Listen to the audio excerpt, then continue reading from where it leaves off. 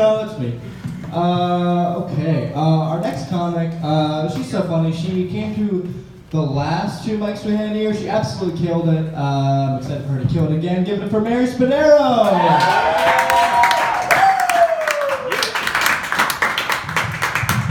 How are y'all doing? I've got to stop writing down ideas for jokes when I'm high. I don't know how y'all write jokes, but I'll just put down a couple words that I'll revisit later, and then they'll guide me.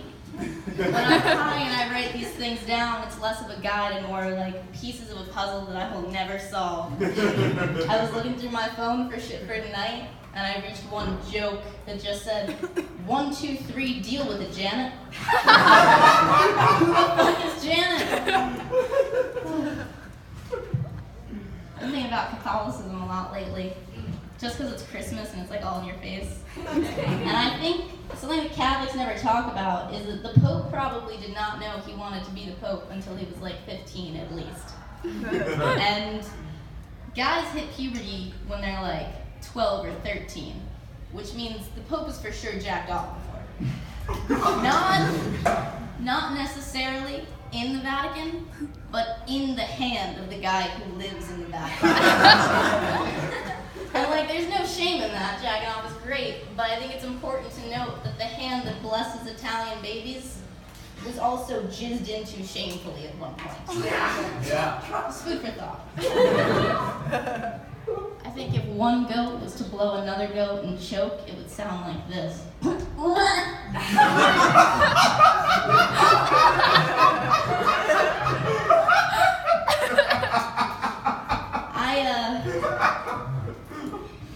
I don't mean to brag, but I've got a bunch of eating disorders. So many so that I find workarounds for them. You gotta just learn to live with the shit. So I like to go to grocery stores and leer at the food in the way that a pedophile will go to a playground to leer at children. We look, but we don't touch. The only downside, aside from the malnutrition, is that I now have a link to pedophiles. I would kill to have the thigh gap of a 6-year-old. And a pedophile would kill to be in the thigh gap of a 6-year-old. It's the same fucking thing. I used to cut myself. Wouldn't that be great if that was the whole joke? My favorite fucking joke. I used to cut myself. But I did. I really did. And I stopped a little while ago, and so now I like to tell jokes where I talk about cutting myself to make other people uncomfortable. It's what I call self-care. So my best friend and I, a month ago, was Thanksgiving break. We were fucked up and we were playing Nerf War, which is just us shooting Nerf guns at each other.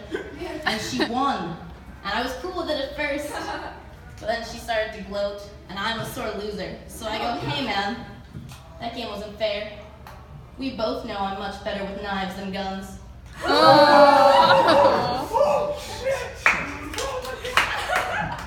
If I can recommend one thing to y'all, it's that you follow Ice-T on Twitter. Ice tweets whatever the fuck Ice wants. Today, he tweeted out, success and pregnancy are kind of the same thing. Because people want to wish you congratulations, but they don't want to know how many times you got fucked.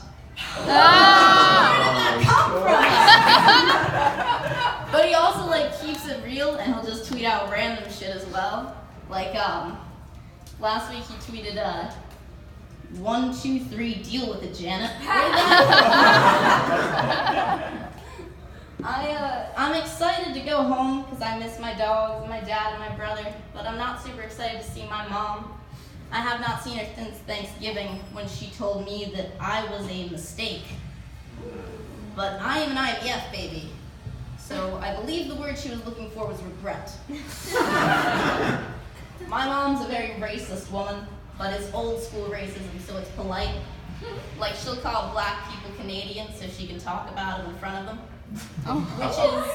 It's the same thing that every nail technician has done to me at every nail salon that I have ever been to.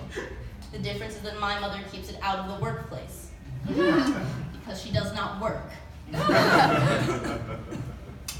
Yo, why was 6 afraid of 7? It's not because 7, 8, 9. It's because 7 is any black man minding his business in public, and 6 is my mother.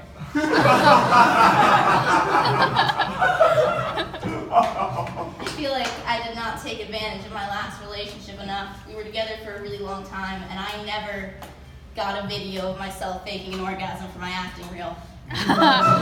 So many opportunities squandered. That's the best work I've ever fucking done. And the worst part, he asked me on multiple occasions if he could film us fucking. And then I was always like, no, it's pornography. Short-sighted is what that was. I'm on Tinder, and I like Tinder a lot up until the point where I'm like blowing a guy, and then he tries to push my head further down than I want it to go. Don't do that. Don't do that. Don't do it because I have been bulimic for 6 years. Which means I haven't had a gag reflex in 6 years.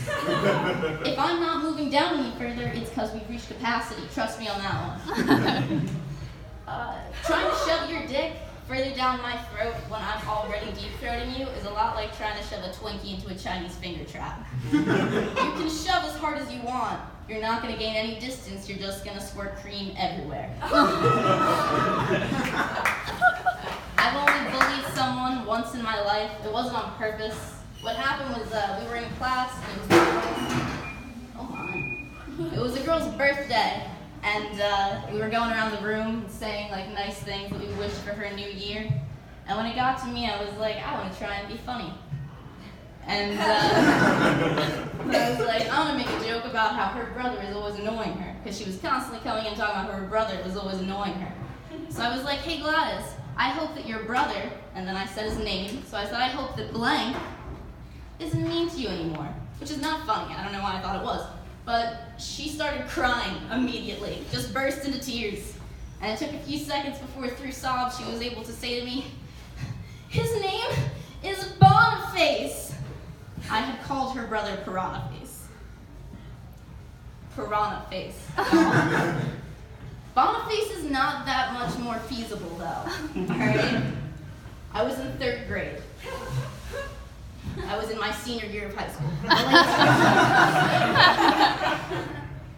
I don't know if y'all seen the movie Saving Private Ryan, but it's a tremendous film. My one critique, it's a lot all at once. Because you start with like the scene that's D-Day, which is just people getting like decapitated, and the scene right after it is when these army officials like go and tell this mother that of her 4 children that were in the war, 3 are dead and 1 is lost in France.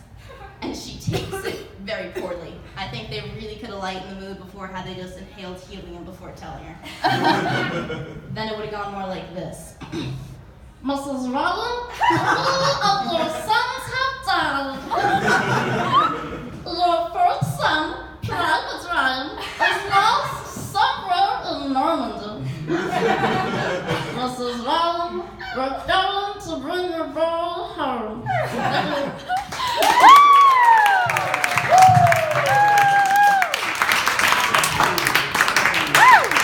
Keep it over there, guys. Yeah, Ice-T's Twitter is just a goldmine. I was just looking at it, and there's like a picture of his baby daughter, and it's like they grow up so fast. And then the next picture is the Godfather, and it's like looking mad, and it's like my face dealing with daily bullshit.